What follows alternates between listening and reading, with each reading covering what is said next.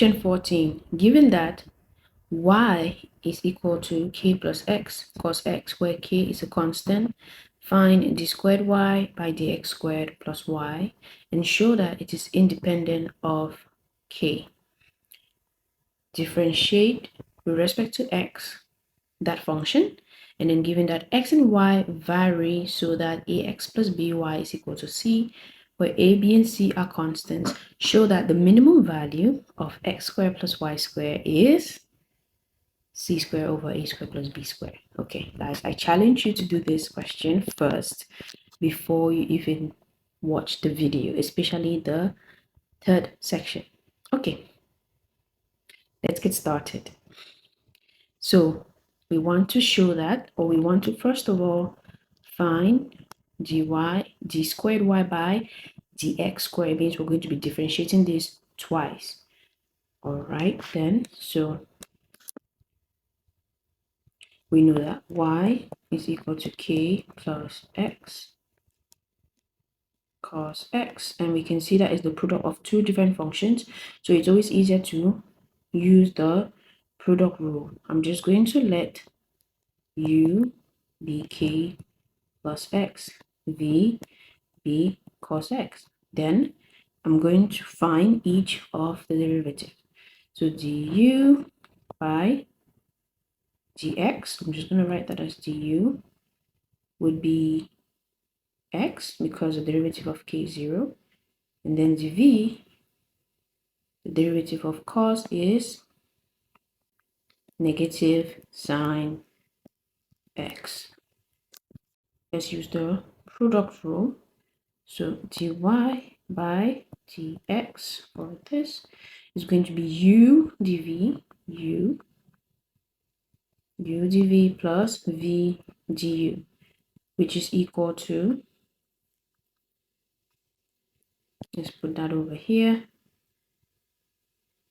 which would be u, which is k plus x dv negative sine x plus v is cos of x. The derivative of u, it is supposed to be a 1. Okay, pardon me. This is a 1 because when you differentiate x, you should get a 1 and not an x again. So this is supposed to be 1. All right, then. So we expand the brackets. Negative k sine x plus negative x sine x plus cos x. Okay, let's differentiate this again one more time. This would be u v. Okay, I'm going to do it a bit faster so that we get d squared y over dx squared. For the first term, which is this one I'm focusing on, I'm going to put that in green. We have u, keep the u constant, differentiate sine x, which gives us cos x, plus v, which is sine x, differentiate the k, or the negative k, it gives us 0, plus our next term. So let's separate these with parentheses. Our next term, which we're differentiating, is this one. U is negative x, dv is cos x, plus v, which is sine x, du, which is negative 1. Okay. Then finally, the derivative of cos x is negative sine of x.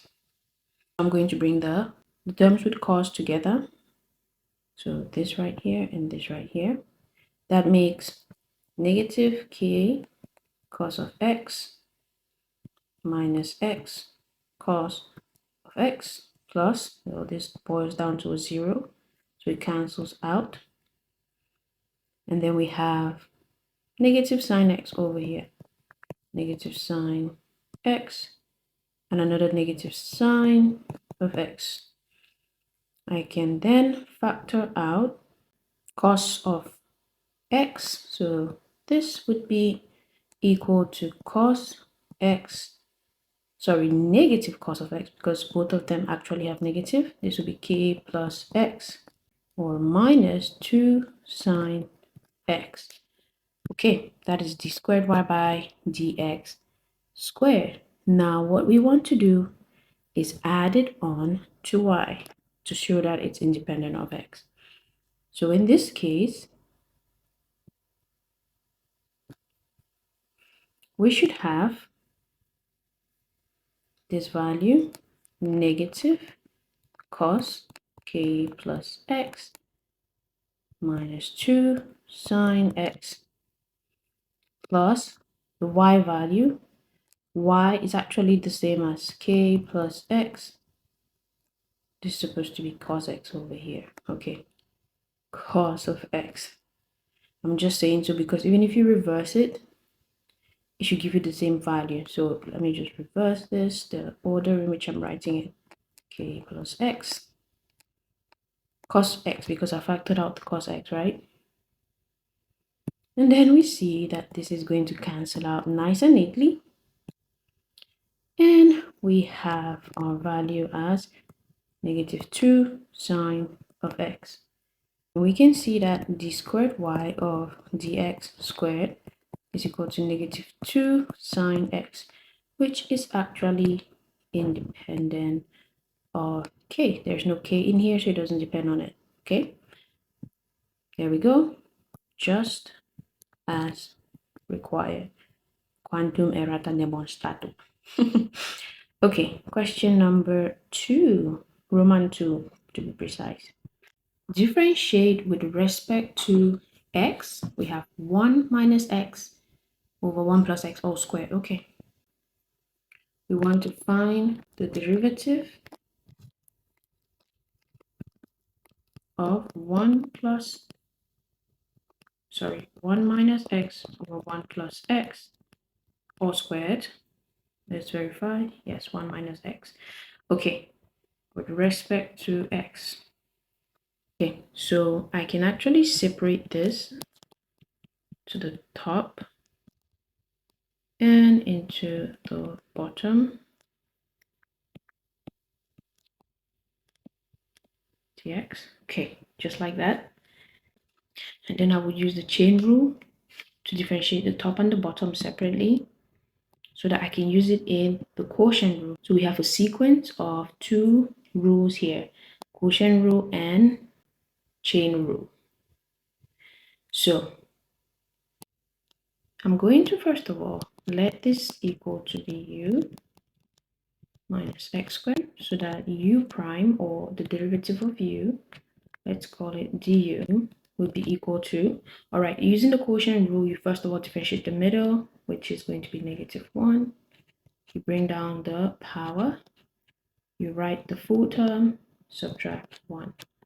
This would be negative 2 parentheses 1 minus x, right? Okay.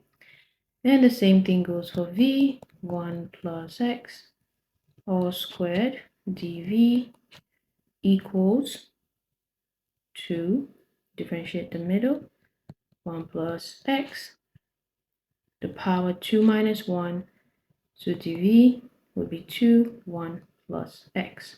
Let's use them in the quotient rule formula. The quotient rule, dy by dx, actually states that bottom d top, okay, this was one of our favorites in high school.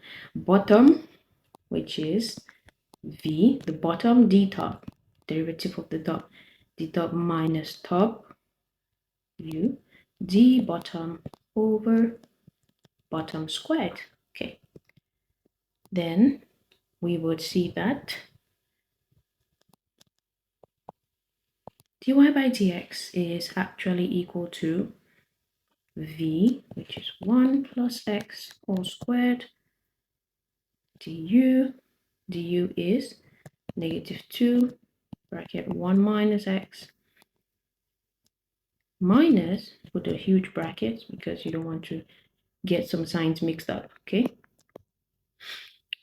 U dv, 1 minus x squared, derivative of the bottom, so dv is 2 brackets 1 plus x, just like that, all over bottom squared 1 plus x squared, all this squared. Okay, let me use the black color. If we take a keen look here, right, we'll see that there are some parts of the question that we can factor out. So in the numerator, what do we got? We have 1 plus x all squared. And then over here we have a 1 plus x. Here we have 1 over 1 minus x. And then here we have 2 of them. So let's factor those out first. 1 plus x, I'm going to factor 1 of them out. And 1 minus x right over here, big bracket. Negative 2 is going to be left inside. And then 1 of the 1 plus x will be left inside as well for the first term, minus the second term. We would have 1 of the 1 minus x being left over here, 2 as well, and that's practically it. Okay, all of this divided by 1 plus x to the power 4. Since we've taken out 1 plus x, we can actually cancel out 1 of the 1 plus x. So this would be cancelled out to have 3 left over. We can actually factor out this 2 as well. Okay, that's good. So that makes our work a lot easier. So the 2 can go on the outside, just like so. And then our resulting equation would be 2 brackets 1 minus x brackets 1 plus x. This is a negative on the outside, please don't forget, minus 1 minus x brackets 1 plus x cubed. Okay, I'm just going to work with this middle section right here real quickly and simplify it before I substitute it back, okay? So in this case, the middle section, which is negative 1 plus x minus 1 minus x, will be negative 1 minus x minus 1 plus x, and then x's cancel out to give us negative 2 in the end. So all of these brackets boils down to a negative 2. Perfect. So this would be 2 brackets 1 minus x brackets negative 2 over 1 plus x cubed, and our final answer would be negative 4 into 1 minus x over 1 plus x all cubed. Perfect. Okay. The last part, sorry. Given that x and y vary so that ax plus by equal to c, show that the minimum value of x squared plus y squared equal to this. Okay, so they want us to get the minimum value of x squared plus y squared and then actually show that it is a minimum.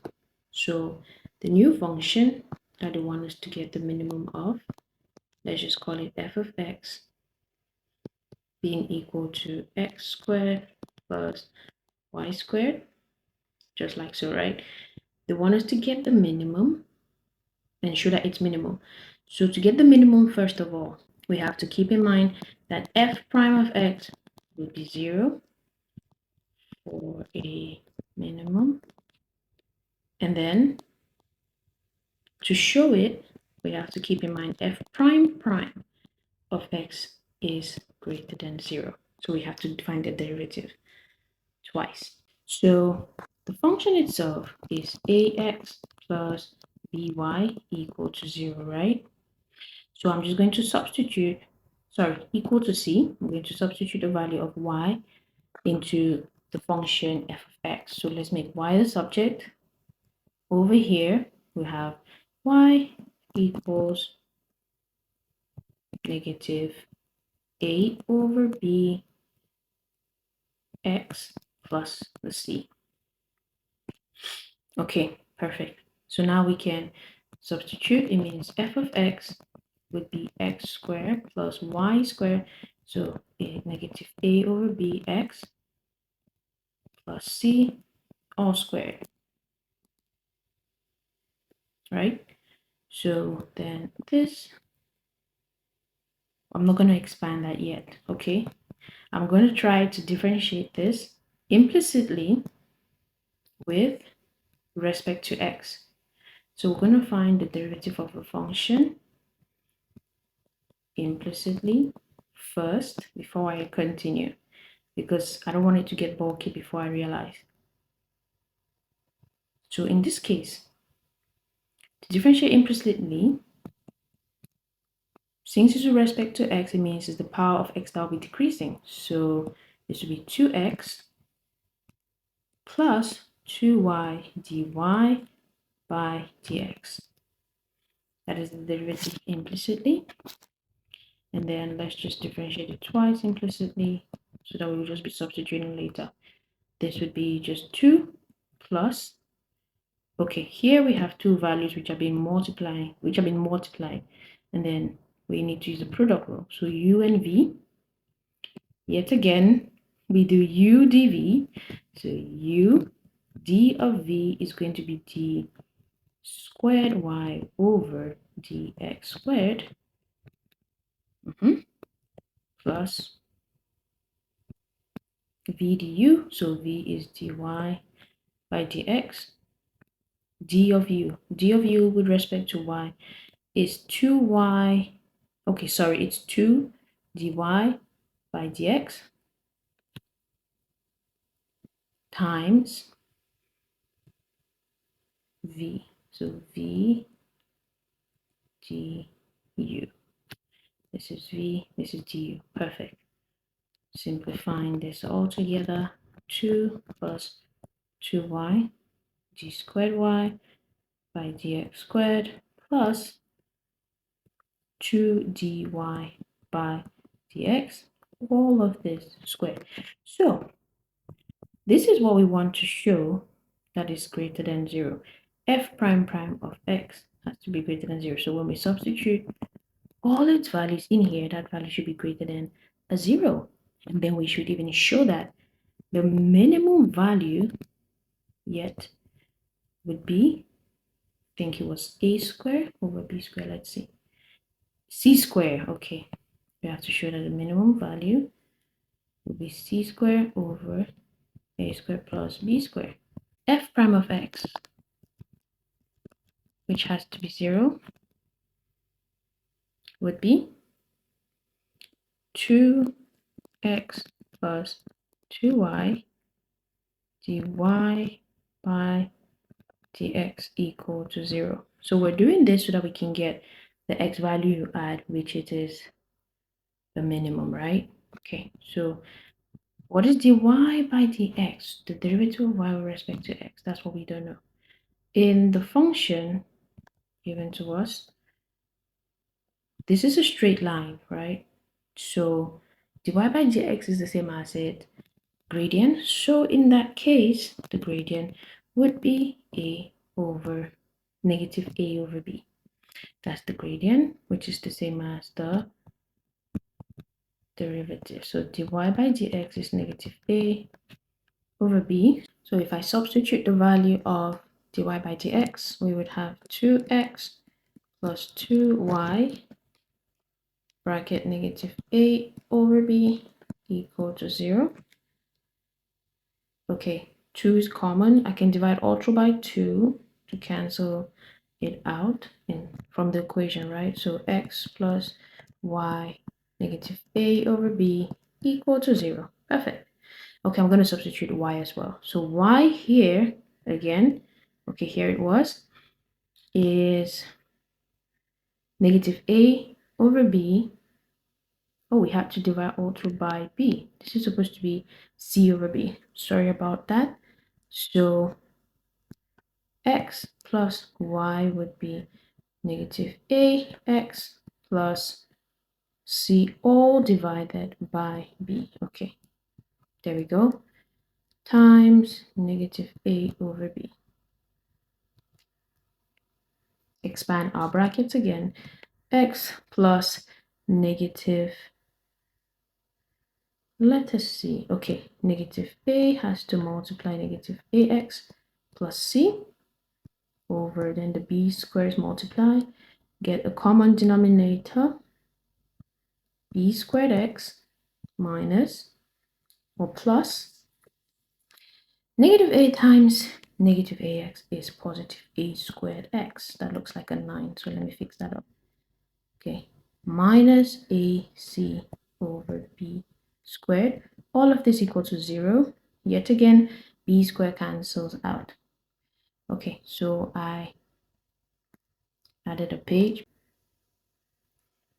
B squared x plus a squared x minus ac over b squared equal to 0. Okay, now let's move on. We have to find the value of x, so I'm just going to go ahead and factorize the x. So x parentheses a squared plus b squared minus ac over b squared, but I don't think I even need to put the b squared again because when you cross multiply, it's going to cancel out, so equal to 0.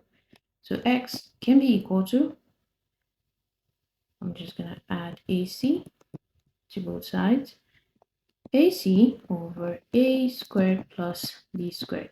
And you're probably thinking that is what we needed, the minimum, which is not. So let's keep going. This is just the x value. We also need the y value. Okay, now the y value at the minimum point can be gotten by substituting x back into the function. So we're trying to get the minimum value of the function x squared plus y squared, right? Since we have to substitute the value of x back into the original equation, and yet again we still have y, we need to replace this y because we actually made this a function of x, right? So let's replace the y. We had ax plus by equal to c, and then y was negative ax plus c over b. Replacing this, f of x is equal to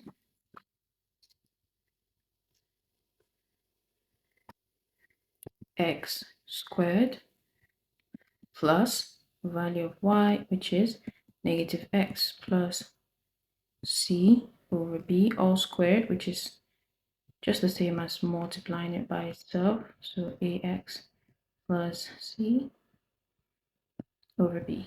Okay, we're done with this. Let's erase that. So yet again,